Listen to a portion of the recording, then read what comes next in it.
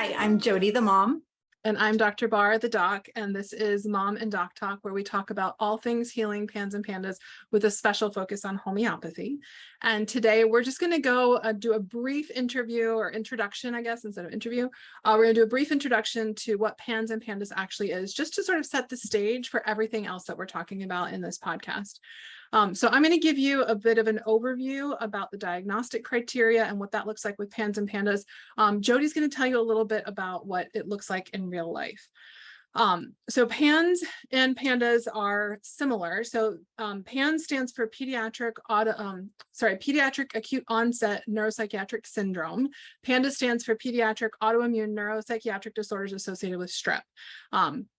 And so PANS is kind of like the umbrella. PANDAS is underneath it, that it's a very specific type of PANS. And a lot of people, some doctors will actually talk about it as if they're separate, because one is a syndrome and one is a disorder. So one is more clearly defined, and that's true. And I have never seen a child who is only susceptible to strep. So realistically, PANDAS is a defined space underneath the PANS umbrella. And so what happens with PANS and PANDAS is that you see a misdirected immune response. So basically, the body gets exposed to some sort of immune stimulus. It could be strep, it could be mycoplasma, it could be cytomegalovirus, it could be Lyme, it could be mold, it could be environmental toxins, it could even be allergies that are just really severe allergies. Something that triggers an immune response in the body that then is misdirected, and instead of just attacking the invader, the bug, the infection, the toxin, whatever it happens to be, that it has a spread throughout the body where it starts attacking the body itself. We understand more about what's happening in PANDAS, which is another reason that it's one, a disorder, and two, more talked about than PANS, because we have a better understanding of exactly what's happening in PANDAS. And with that, I will acknowledge that at some point I might have to remove that thing where I say that PANDAS is a subset of PANS, and we might have to call it separate things. But it just really helps to get that like umbrella, like I said, because most kids end up, even if they get the diagnosis of PANDAS, have other things that trigger it as well. So it's rarely just strep. So the theory, what we understand that happens in PANDAS is that a kiddo is exposed to strep, and they have a what's called molecular mimicry occurs, where the strep comes in, it tries to hide from the immune system by putting proteins on the surface that look very similar to our self proteins. And so the body says, oh, everything's fine here. It's basically like if I were to come on and say, and I put on like a Jody mask, and I'm like hanging out with Jody's family, and they're like, for a minute, they're like, oh, okay, that's a pretty good mask. That's probably Jody. But they're going to figure out pretty quickly that I'm not actually Jody. I'm not as tall as her. I'm not like, our bodies look very differently. So they're going to figure out that's a good mask, but that's a mask. That's not Jody. And so they're going to, what happens with their immune system is it broadens the attack. And so it's going to start getting all of the things that are wearing the Jody mask and some of Jody too. And so that's where we start to see the autoimmune response occur as a result, again, of this thing that's called molecular mimicry.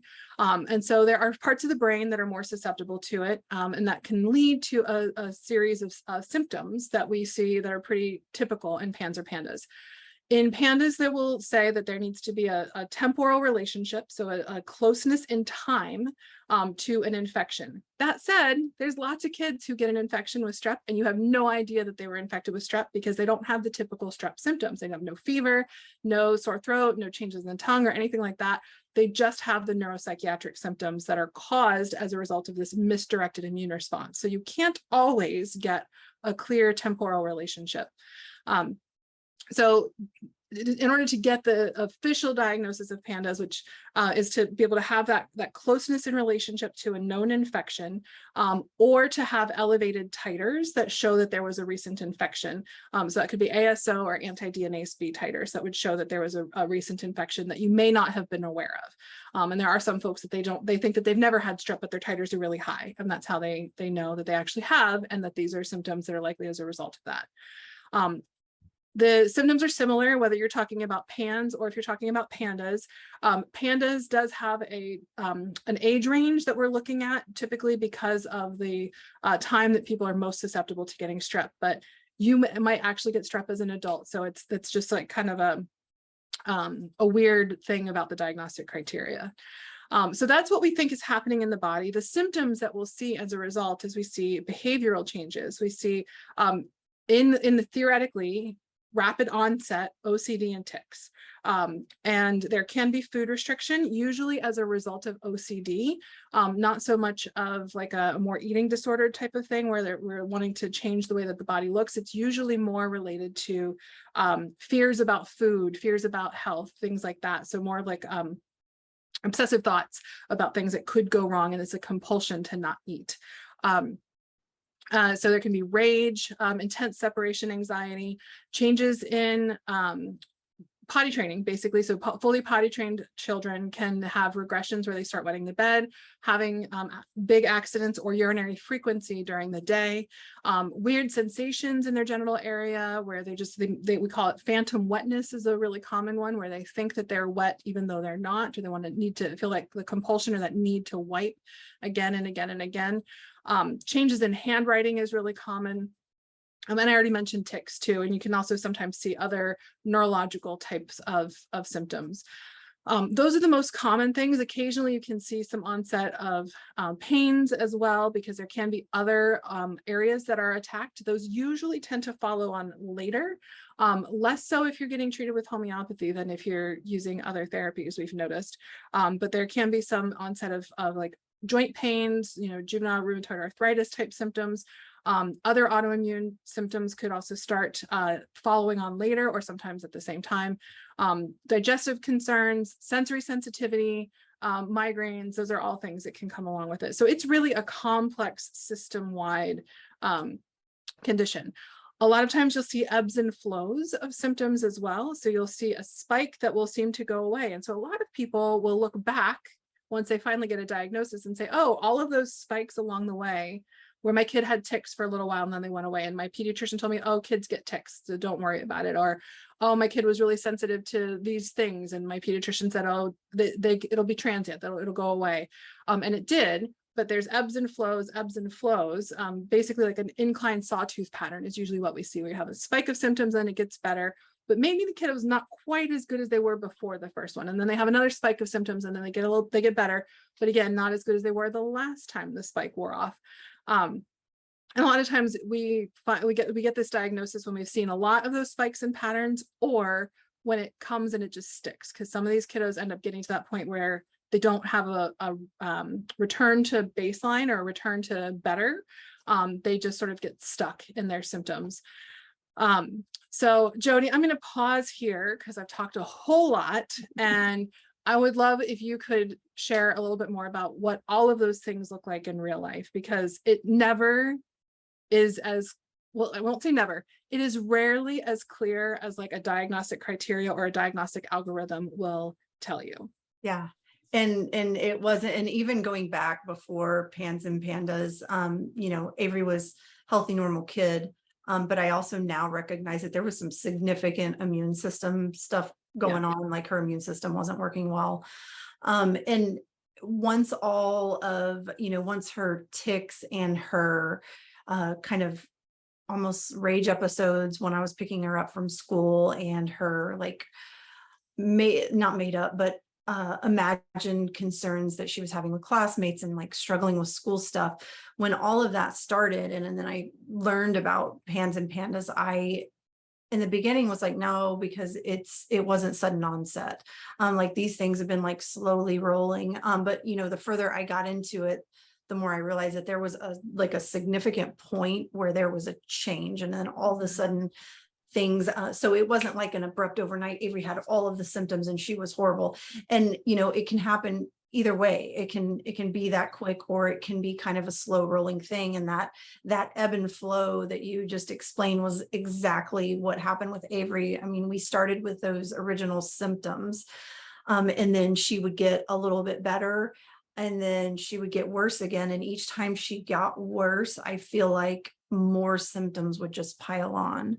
And we were just, we went from dealing with a little bit of stuff at school pickup to having 70-80% of our day just completely consumed with anxiety and obsessions and extreme separation anxiety, like could not even leave the room that I was in. We could not be in separate rooms because she was so afraid to be away from me. Like it would take hours for her to get to bed at night. The ticks, started with the cough tick, but man, the ticks for Avery just, I mean, she was neck movements. When she was walking, one leg would kick out, when she would have all kinds of shoulder movements, and then her piano fingers started, and the ticks just seemed to keep getting worse and worse and more frequent throughout the day. Like it was happening more often. School started to go more downhill, got to the point where she was completely refusing to even get out of the car in the morning to go into school. She went through periods of having almost an aversion to my husband, which was devastating to him, as it would be to any parent. Lashing out at siblings, lashing out at me, like throwing things at me, being violent. One of Avery's first and most disturbing and most confusing to me was age regression. I ran across a video a couple of days ago. I was looking at old videos, and it was a video that I had probably taken for you back whenever, we first got started, of her just screaming at the top of her lungs to call her a baby, and that she was a baby, and that we had to call her a baby, and just in full on rage. What was happening inside our house was not believable. And then we would go outside of our house, or someone would come into our house, and it was like Avery had a little bit of control all of a sudden. So it's even more confusing because, wait a minute, does my kid have control of this? Is my kid just acting out? All of the question, like, is this the questions that I was asked? Is this my, parenting? Is this, are we seeing a need for more discipline here? Or all of the things. So it's really confusing. But once I got to the point where I understood that, this was inflammation in her brain. There was infections that were doing crazy things in her body, and it was causing inflammation, and that inflammation was causing all of these symptoms. And yes, she did have control of it, and she was most comfortable around me, so a lot of the symptoms hung out more around me. But it was just what we were experiencing in our house was just craziness. Not something that I couldn't explain it to anybody. And there were so many pieces. I know we'll get into it more in the next couple of episodes, but there were so many pieces. We were going to different specialists, we were going to a pulmonologist, we were going to the allergist, we were going to, this and that, and everybody had their own little, like, okay, this is Tourette's, or okay, this is ADD, or this is that. And it's like learning about PANS, PANDAS kind of pulled it all together and put everything in the same basket and made it all as a whole make sense. And so it was such a blessing to me to be able to learn about it early on, but still like a nightmare moving forward, as many of us find. Yeah. So as Jody mentioned, I did forget and fail to mention the cognitive regression and age regression, behavioral regression. So it's really actually quite common to see kids have significant regression where they're like a 10-year-old is acting like a 5-year-old, and not just like behaviorally, but functionally too. Like they can't remember to do things that they used to be able to do. Like they can't tie their shoes anymore and they used to be able to tie their shoes. We'll have a lot of reading regression, reading comprehension in particular, and then also math regression can come along as well.